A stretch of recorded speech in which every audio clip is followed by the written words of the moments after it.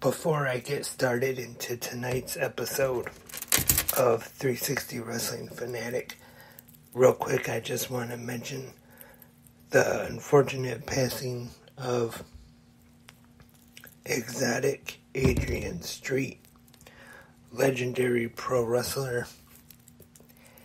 Definitely entertaining, had the charisma and everything, came out, makeup, one of the real cocky heels at the time. And also, unfortunately, the passing of Pee Wee Herman. Paul Rubens was 70 years old. I was a little surprised that he was that old. If you remember, he guest hosted Monday Night RAW during that time when they were having a special guest host each week. And actually, just before I started recording, I saw a picture from that episode of Raw on Instagram when they had the Big Show dressed up in one of his suits. So tonight's episode of 360 Wrestling Fanatic is dedicated to both Pee Wee Herman and Exotic Adrian Street.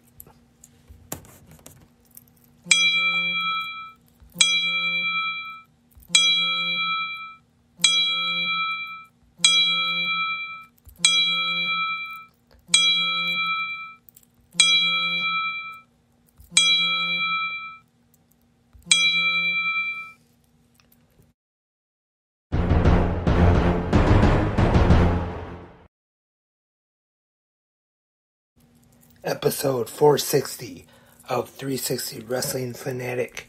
Tonight I will be talking about the Go Home episode of WWE Monday Night RAW before this Saturday's WWE SummerSlam Premium Live event.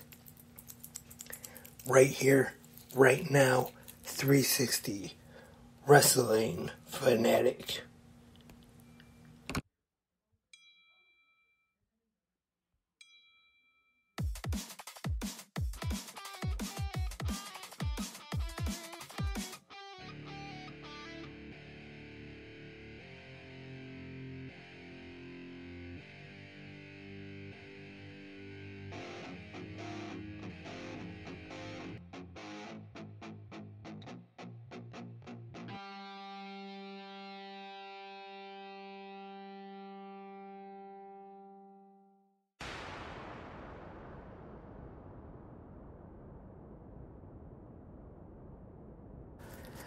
Welcome, wrestling fanatics, to tonight's episode of 360 Wrestling Fanatic. Hope everyone had a good Monday today. Unfortunately, I had to kick off this episode of the podcast at the beginning there with the sad news, the passings of both Exotic Adrian Street and Pee Wee Herman. But tonight I'm gonna talk about WWE Monday Night RAW, the Go Home episode before this Saturday's SummerSlam PLE. But before we get to SummerSlam, WWE Monday Night RAW was live tonight in Houston, Texas. Our commentators tonight, Kevin Patrick and Corey Graves. And let's get right into it. Tonight's Monday Night Raw. We start things off with Logan Paul making his way to the ring, cuts a promo on Ricochet. And I've said this before, even though I'm not really a big fan of his, I actually think Logan Paul has done pretty well in WWE so far. He is pretty good on the mic, and I thought he was alright here tonight. 9 and then Ricochet comes out and they talk about their match this Saturday at SummerSlam. And Logan Paul even mentions ring announcer Samantha Irvin and how she is Ricochet's girlfriend. And he talks about how after the match, Ricochet's girl is going to say the winner of the match, Logan Paul. I could be saying that a little wrong, but that's pretty much what he said. And I think these two will have a pretty good match Saturday. And like I said, the matches he has had so far in WWE, especially the one against Roman Reigns, which was a surprise that it was as good as it was. So I think these two are going to put on a pretty good match at SummerSlam this Sunday or Saturday. And next up we have Ludwig Kaiser defeats Matt Riddle.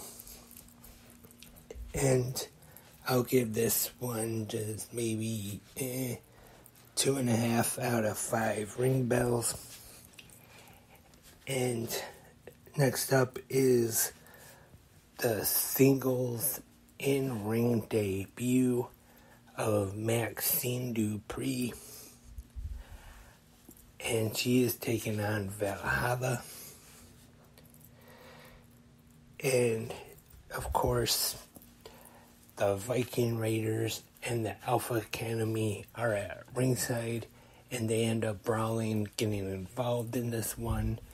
But like I said, is Maxine Dupree getting the win over Valhalla.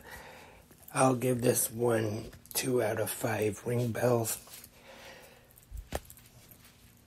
But unless maybe I was confused or got a little mixed up somehow, but I thought tonight was also going to be the Alpha Academy rules match that they set up, since the Viking Raiders have already had their Viking rules match. They were going to come up with a match that was more to favor the Alpha Academy, Gable and Otis. But unless I missed it, maybe they said something, maybe it's next week,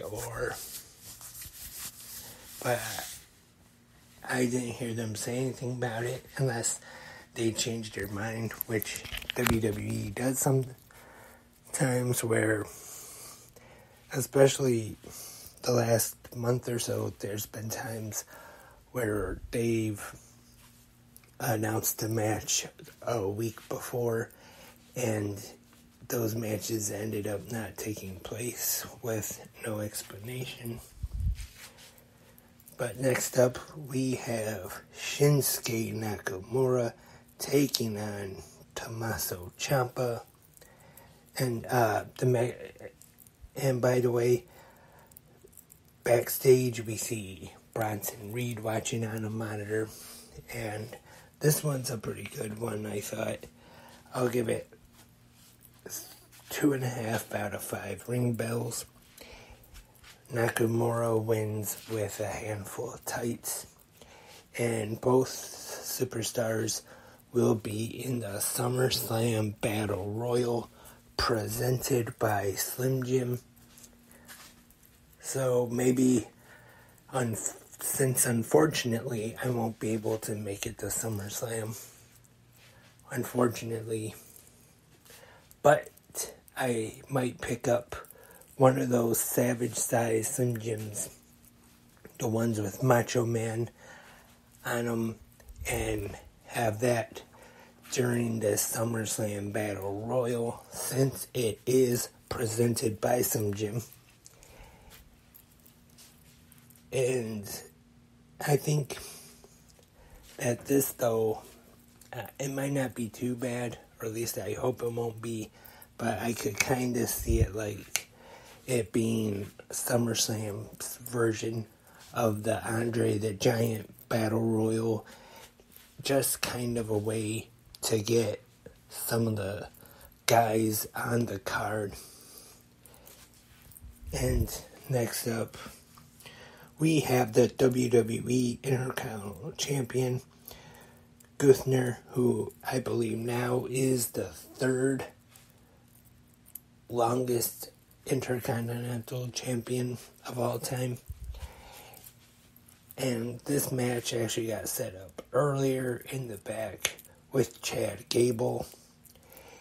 And there was a stip on it that Gable couldn't beat him under 5 minutes. And this was surprisingly was actually quite a bit better than I would have expected it to be. And Gable actually does last the 5 minutes. Gunther is on the floor and the time runs up. And Chad Gable actually is announced as the winner. But then Gunther goes to the referee, tells her to restart the match, and then Samantha Irving gets the word that the match will be restarted. And we go to break, and then when we come back, the match goes on for a little longer, but it is Gunther eventually getting the win in this one against Chad Gable. But I have to admit, Chad Gable looked awesome in this match, though, even in defeat. They had him look really good against Gunther tonight. Really good match, I thought. I'd have to say 3 out of 5 ring bells. Like I said, they did a good job of really making Chad Gable look strong, and they didn't make Gunther look weak at all or anything. He still looked strong. And he will be taking on Drew McIntyre for the Intercontinental Championship this Saturday at SummerSlam. I think that one could definitely be a very good match. Just like the one they had last year at Clash at the Castle. And I know there's 3 of them in this one, but the triple threat they had at WrestleMania this year with Sheamus. Definitely a really good match there. And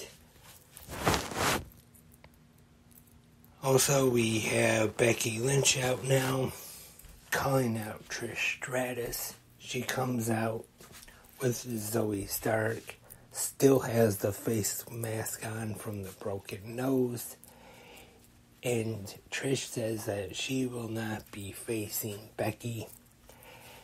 And at this time, she is interrupted by Adam Pearce and says that she will be facing Becky Lynch right now.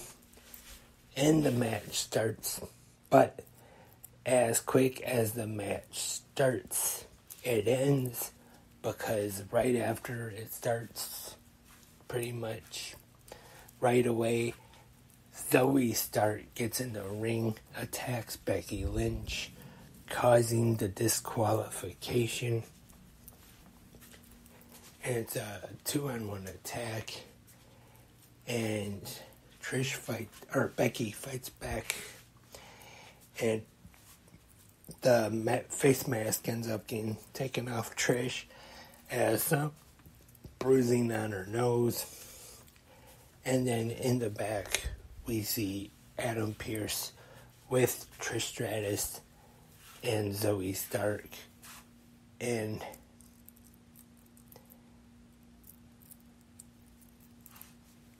Adam Pearce makes a rematch between Becky Lynch and Trish Stratus. I want to say either next week or the week after.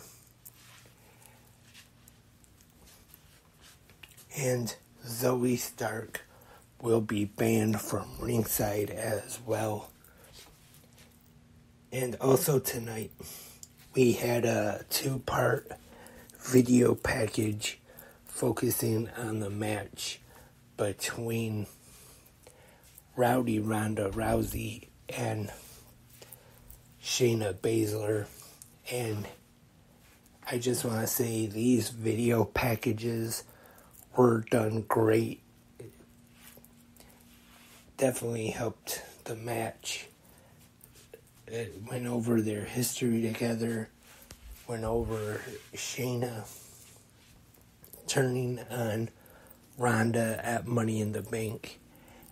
The only thing about not only these video packages, but really the whole feud, I'd say, would be that not really sure who's supposed to be the baby face, who's supposed to be the heel.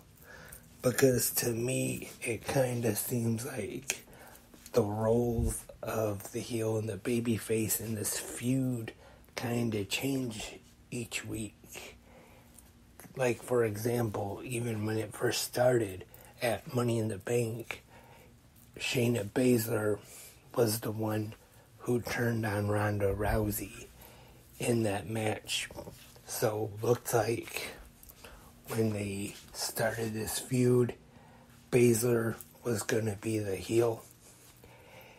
But then the next night on Raw, I'm guessing they were still expecting Ronda Rousey to be the baby face in the feud. But instead, Shayna Baszler came out and cut that emotional promo on her. And it was Baszler getting the cheers as the baby face, and Ronda Rousey was the one being booed as the heel. And then that other one,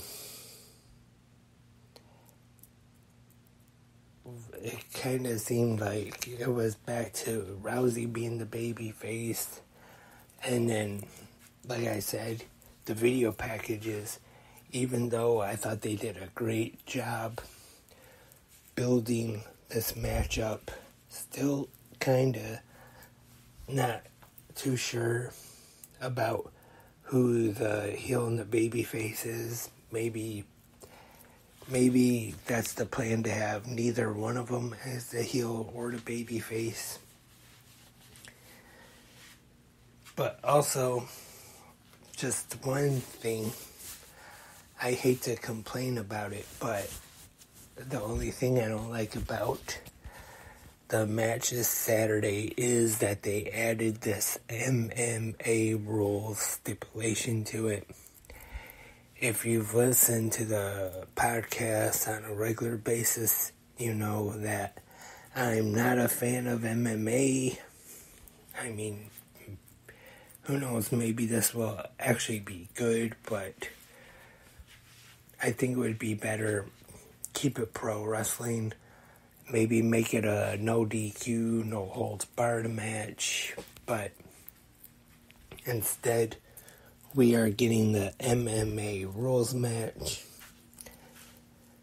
If they're going to go with an MMA thing, why don't they bring back the Lion's Den match and have Ken Shamrock be the special referee? That would probably be more entertaining. And then this MMA rules match. And now we move on Monday Night Raw to the main event. It is the Judgment Day, Damian Priest, Senior Money in the Bank, and Dirty Dom, Dominic Mysterio, with Rhea Ripley and Finn Balor at ringside in their corner. And they are taking on the team of one half of the WWE Undisputed Tag Team Champions, Sami Zayn, and the World Heavyweight Champion, Seth freaking Rollins. Since Zayn's partner, KO Kevin Owens is out with an injury. Hopefully not too serious. But we get Zayn teaming with Rollins tonight. Pretty good match here. I'd have to give it 3 out of 5 ring bells. In the finish, we see Finn Balor on the apron give Damian Priest the Money in the Bank briefcase.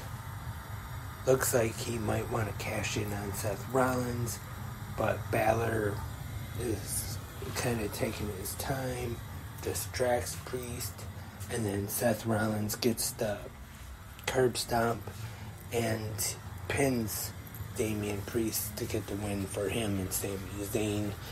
And Damian Priest, Dominic, and Rhea exit, and Finn Balor is still at ringside looking upset as Raw goes off the air. And that was tonight's WWE Monday Night RAW, the go-home show before SummerSlam. And I thought it was a pretty good show tonight. Not real great, but okay. I'd have to say maybe 8 out of 10 ring bells for this one. Not really too high of a rating, but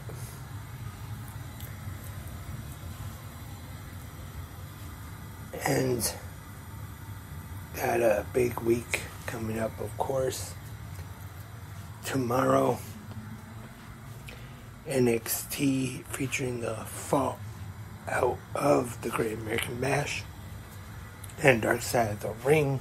I was actually wrong the other day, because tomorrow actually will be the Bash at the Beach 2000 episode, and actually the next 2 weeks are episodes of Dark Side of the Ring that I was actually been looking forward to quite a bit for this season.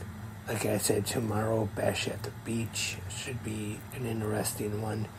And then the next week, the season finale, Marty Jannetty, is definitely one I don't want to miss. And now let's get on, see if there's a little pro wrestling news to talk about tonight.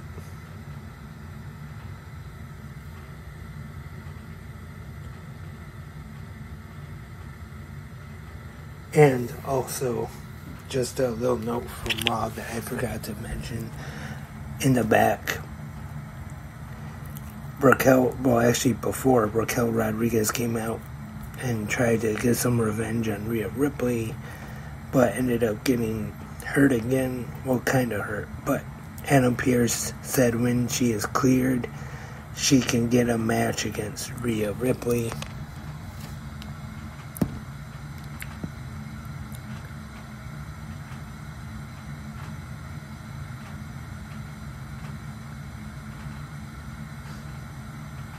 And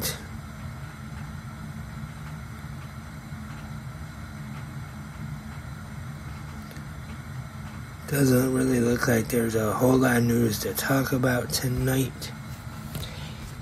And that's all for this episode of 360